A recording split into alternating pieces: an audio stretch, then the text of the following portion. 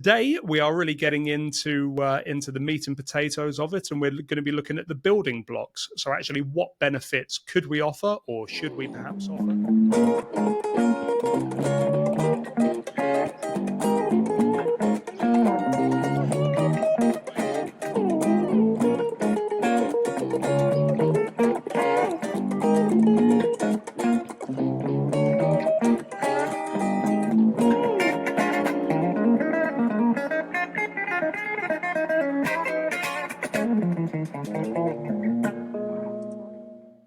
Hello there, everybody, and welcome to another episode of Benefits Wise. This month, we are bringing you a video episode, so you get to look at mine and David's lovely faces. Don't know whether that's a blessing or a curse, but we are today going to be talking about the anatomy of a winning benefits package. Well, we're off to a good start already, aren't we, David? Can't get my words out. But part one last month, we were looking at the foundation of a benefits package. So we were looking at, how we can tailor this to our organization, putting people at the forefront of the benefits package and all those other good things. So if you haven't checked it out yet, go back and have a look at episode one. But today we are really getting into the meat and potatoes of it, and we're going to be looking at the building blocks. So actually, what benefits could we offer, or should we perhaps offer? And as I said, I've got my colleague David Pugh along. He's our lead consultant and managing partner at Lemonade, and he's going to be lending us his thoughts. So thanks for joining me today, David, and giving up your precious time. No, thanks, Dan. Looking forward to it. Good. Okay, so let's dive into it. So we spoke earlier on today, David, and we were kind of thinking about how to kind of segment the benefits package and, give some people some kind of thoughts and ideas to run with. And I guess the first place to start is looking at those core benefits. So we've kind of broken everything down into 6 different areas. Let's dive right in. So let's go on the core benefits. So what do you think needs to be in a core benefits, or what benefits would classify as core? Yeah, well, hopefully we'll share some really interesting ideas in this session, but the core is pretty standard. It's pretty stock. So people expect to see a pension, maybe healthcare, certainly life cover, maybe income cover. There'll be holiday in there, and that's just like a hygiene factor, really. You have to do a lot of that. Some of it's optional, obviously, and that's really going to appeal to the Generation X people in your workforce, people like me. That's going to be really important. But it won't appeal to everybody equally. So these are the big ticket items. So I think it's going to be more interesting to talk about the other 5 buckets, because they're probably where people can start to make a difference in what they do. Yeah, absolutely. But I wouldn't classify you as Generation X, so I'm not sure what generation I am anymore.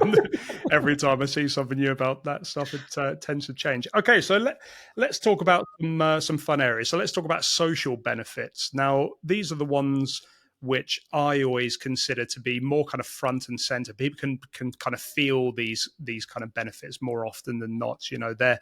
They're kind of key factors in really putting your own stamp and that ownership of your benefits on, so you can start to kind of embed your culture within these. So what do you think kind of sits underneath that kind of heading of social?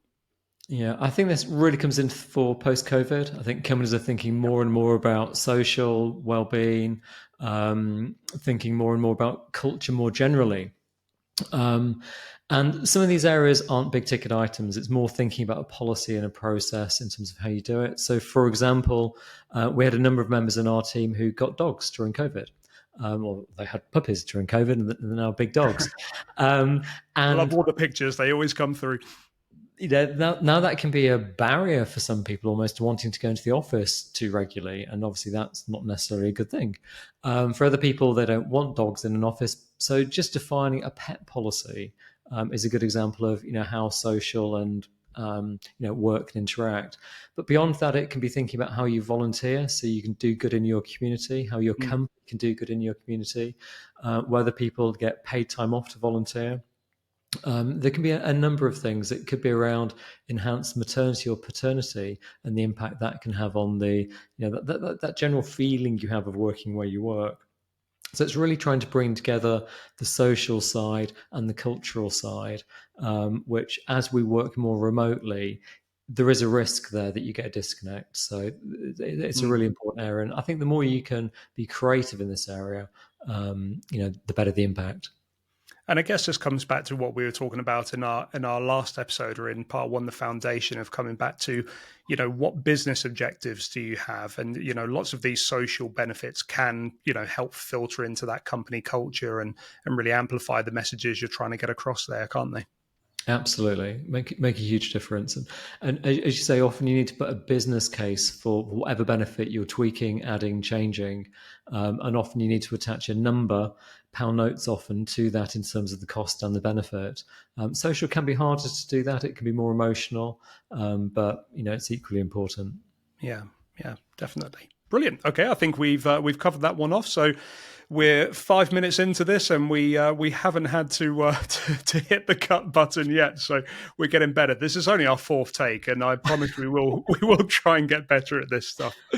But okay, let's go into another good area, which is looking at perk benefits. And once again, I often think of these as the brag-worthy benefits. If you're with your friends and family, and these are the type of things, whether you're talking about flexible working or any type of perks that you might get, that's the type of thing where you can say, "Oh, I get that through work," and everyone instantly turns green with jealousy. So yeah, what do you think kind of falls under that perk area? Yeah, I mean, it could be as simple as employee discounts. The likes of Reward Gateway have got a huge chunk Mhm. of that market where people can just get money off for whatever they're spending. So whether they're going to M&S or, Sainsbury's, whether they're online shopping, whether they're booking a holiday, there's so many different ways that you can save on what you're spending anyway. But as you say, there could be some really fun perks. We've had clients where they have a Fry with a Y, and Friday morning they have a fry up. What a great way of getting people That sounds together! And brilliant. I know. I mean, obviously Friday is a day now. A lot of people do work from home, so that's a good way of encouraging people out. Thursday's the new Friday, has been for a long, long period of time now. But Mm, having a happy hour, just getting people together, and these are the perks that often employers don't think about listing them. There's a load of things that they mm, do, and people just enjoy, maybe take some of it for granted. But you yeah, can start to list them as real benefits, whether it's away days, whether all sorts of things, yeah, um, but also throwing into that something like a passion allowance. What we're trying to do is maximize the value of every pound here. And if mm, you give somebody an allowance to spend on the things that they love, well, they're obviously going to love it, and they're going to associate that kind of benefit, that feeling to you, the employer. So yeah. that's one of our clients does, which I think is brilliant. Ties into the Um, whole well-being piece, doesn't it? yeah, absolutely. Along with things like flexible working, that is a benefit. If you were to look at a competitor and they didn't offer flexible working and you do, well, what price do you put on it? So it Mm, is hard to put a number on that, but that will be a differentiating factor for some people. And again, none of these things are going to appeal to everybody in the same way. And this is where you've got different generations in the workplace. Different things will connect with different people. Snacks and drinks. We've got lots of clients where it might be porridge in the morning or drinks in the afternoon, or some of our clients, they put on food 24/7, it seems. So again, just pointing out, that is a benefit. There mm, is a value to that. And then other things like long service awards.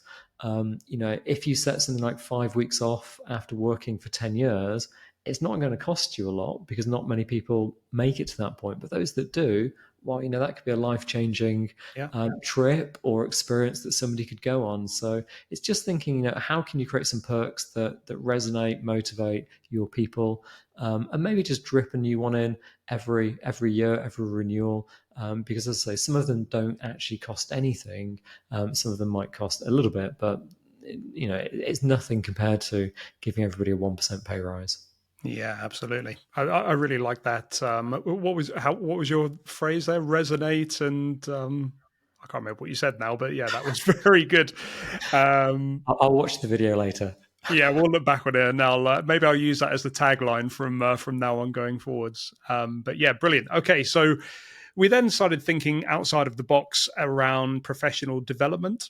Obviously, we often are hiring people at all kind of points of their career, but obviously we want to improve them and help them in their career. And I guess these are the things that are often quite unspoken or not perhaps shouted about in terms of the benefits packages. So what type of perks benefits do you think can sit under this professional development banner?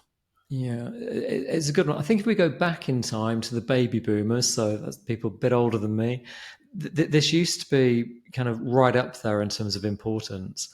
And I think it has dropped down a bit. But we are finding younger people, if you think about people who join our business, it's the Mm, younger ones who want a career path, who want to move forward as quickly as they can.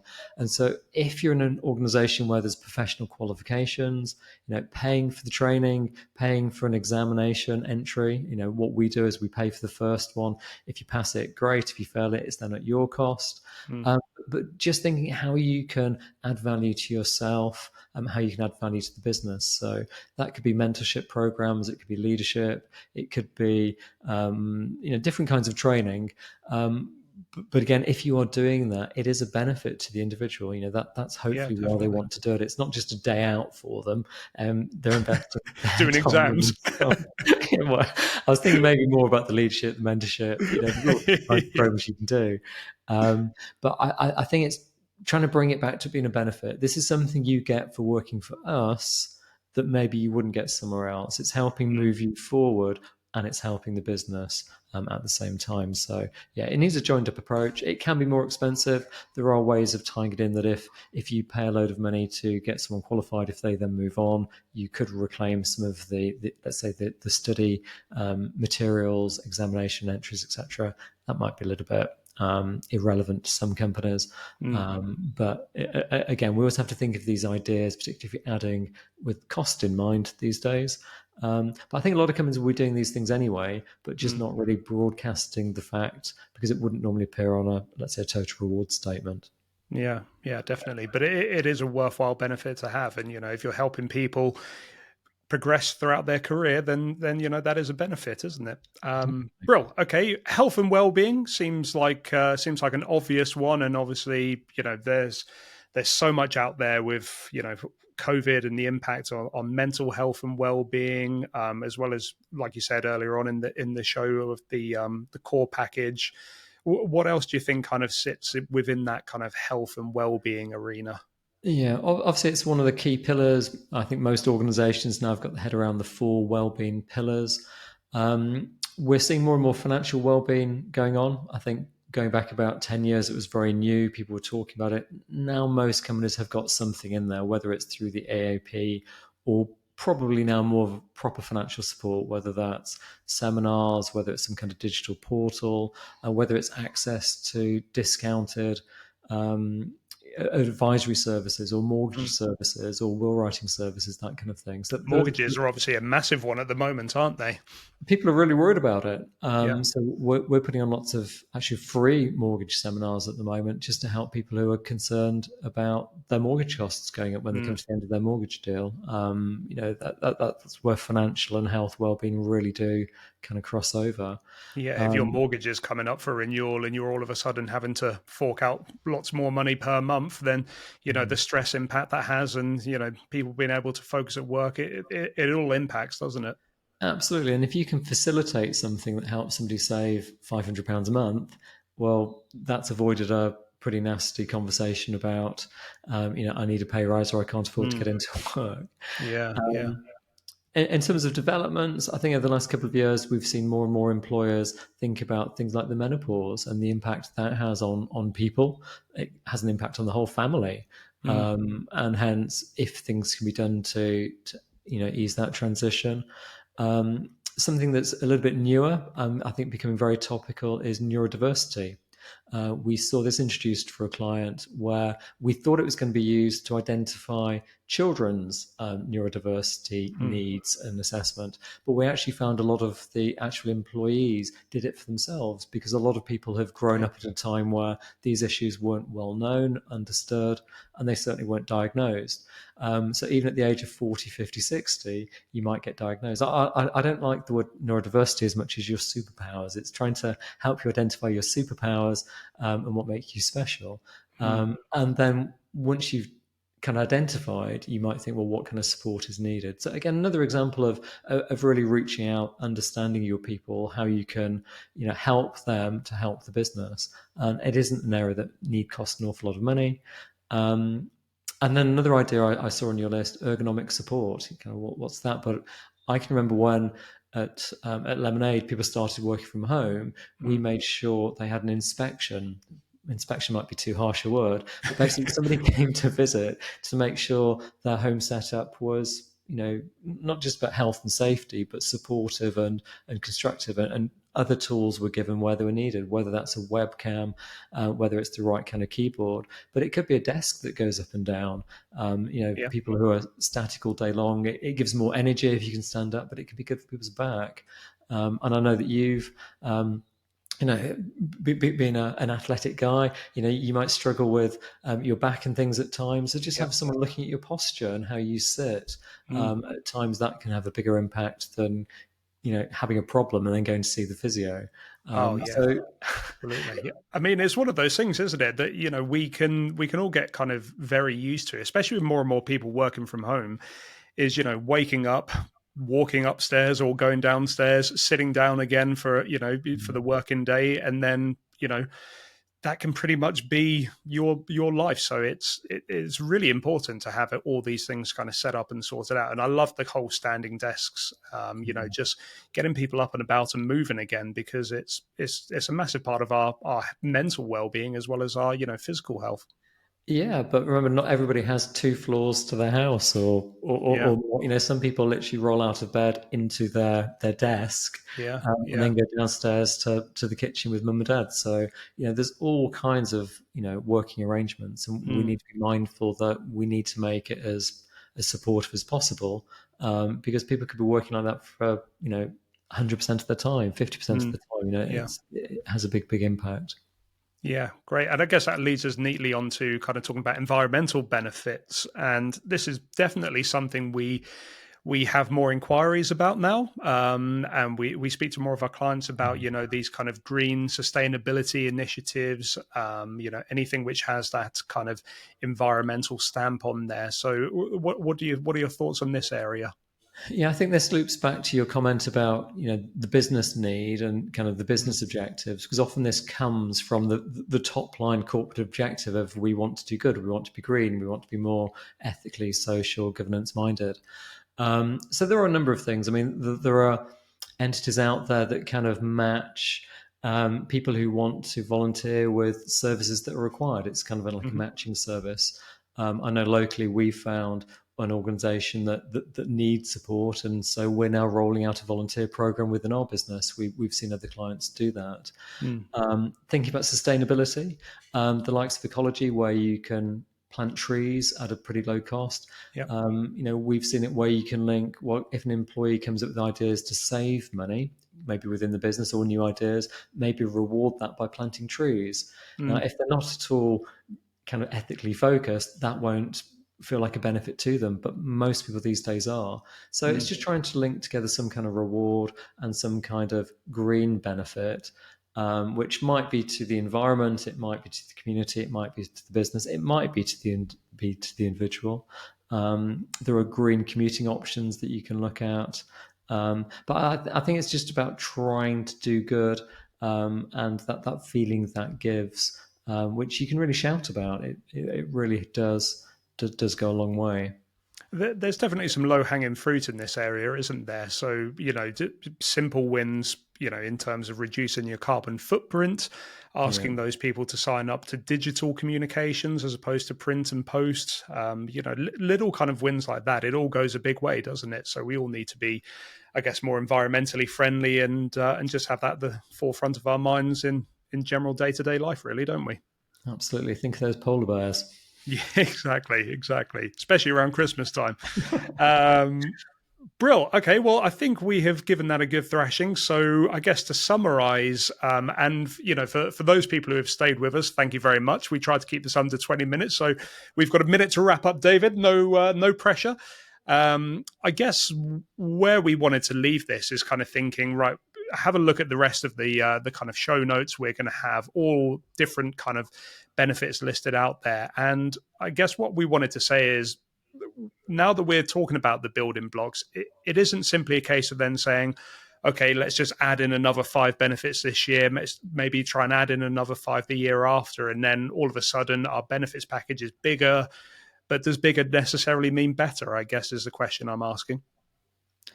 Completely. It needs a thought through strategy. So yes, there'll be some years where you don't make any changes. There might be years where you just add one new thing. It could be the latest shiny thing to add into it.